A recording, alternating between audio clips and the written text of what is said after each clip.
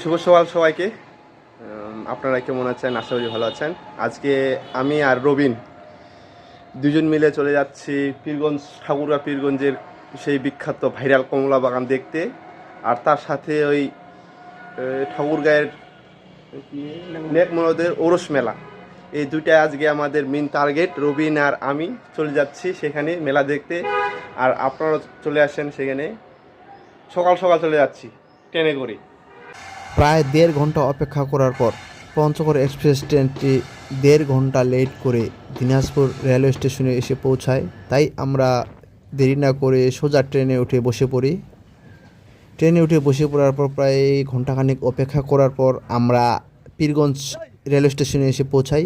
যেহেতু আজকে আমাদের সারাদিন ঘোরাঘুরি করতে হবে, তাই সকালবেলার ভোজনটা ছাড়তে প্রিয়াঙ্কা রেস্তোরাঁয় চলে আসলাম। এখানে এসে ভাতের সাথে ডাল বড়া নিয়ে নিলাম, আর সাথে তো সালাদ আর কাঁচামরিচ তো আছেই। এখানকার রান্না আসলে খুব অসাধারণ। পীরগঞ্জ এসে ভাইরাল অরেঞ্জ ভ্যালি, এই আমরা 4 জনের 4টা টিকিট নিয়ে নিলাম, জনপ্রতি 40 টাকা করে টিকিট প্রতি। অরেঞ্জ ভ্যালি পীরগঞ্জ ঠাকুরগাঁও, আমাদের ঠাকুরগাঁয়ের ভাইরাল অরেঞ্জ ভ্যালি। আপনারা চাইলে সবাই চলে আসতে পারেন। আমি আমার জীবনের প্রথমবার এই অরেঞ্জ ভ্যালিতে আসলাম, ফার্স্ট টাইম।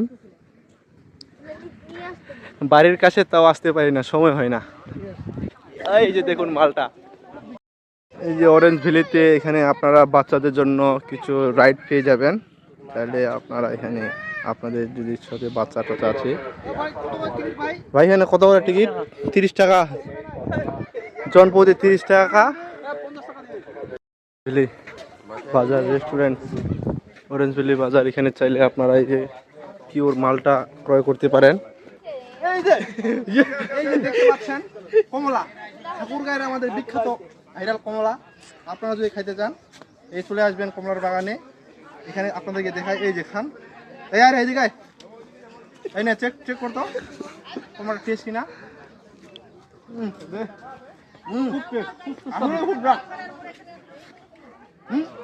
খুব সুস্বাদু খেতে।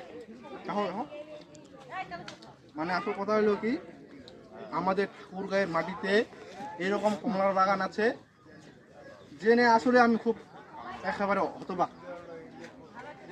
অন্যরকম স্বাদ একটা। আমাদের বাড়ির পাশে হওয়া সত্ত্বেও আমি এখানে কোনোদিন আসার সুযোগ পাই নাই, আজকে প্রথম আসলাম। এসে আমি এখানে একটা মালটা গাছ থেকে পারলাম, পারার পরে যে এখানে খাইলাম, খুব স্বাদ।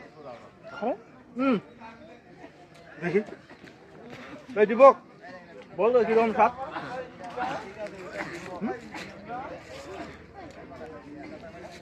স্বাদ আছে না?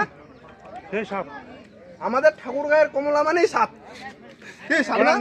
অবশ্যই অবশ্যই তুই দেখ একবার, দেখ না স্বাদ না? আমাদের ঠাকুরের কমলা মানে অসাধারণ, ফ্যান্টাস্টিক। এখানে একটা মাছের একুরিয়াম আছে। এই যে এখানে অনেক সুন্দর সুন্দর মাছ আছে। রুবিন মাছগুলাকে 20 টাকার বাদাম কিনে খাওয়ালো আর কি। এই যে তার মাছের প্রতি খুব ভালোবাসা। কালকে একটা ইলিশ মাছ খাইছে, রাতে খায়। এখানকার বাগানের পরিবেশটা আসলে অসাধারণ ছিল। গাছগুলো খুব সুন্দরভাবে সাজানো ছিল, অনেক মালটার গাছের চারা ছিল। এই যে আমি এখানকার একটা মালটা কমলা কিনে নিয়েছি। কি সুন্দর এই কমলাগুলা দেখছেন, একেবারে অসাধারণ। এই বড় বড় সাইজ, বিশাল বড় বড় সাইজ। হ্যাঁ, প্রতিটা গাছে পাতা নাই, শুধু খালি ঝুলে আছে খালি পাকা পাকা কমলা। টাকা জরিমানা, সুদী দর্শনার্থী মালটা ছিল 1000 টাকা জরিমানা। কেউ মালটা ছিড়িবেন না দয়া করে, সুদী দর্শনার্থী। আমরা এখন একটা এখানকার মালটা টেস্ট করব কিরকম স্বাদ। কমলা মালটা কি রে? ওই মালটা কমলা মানে মালটা মানে কি, এই যে দেখতে পাচ্ছেন সবাই কাঁকড়া মাকড়ি লাগাই দিছে। এই মগো দে, মুই তো নেও নাই রে। এই যে আমাকে দিল, দেখেন আমাকে শুধুমাত্র 2টা দিছে খালি, এই যে 2টা, তাও পড়ে যাচ্ছে। এই যে সবাই খাচ্ছে। রবিন, এই রবিন কিরকম স্বাদ দিব? সেই হ্যাঁ বন্ধু, সেই এই যে দেখতে পাচ্ছেন আমারগুলা। হ্যাঁ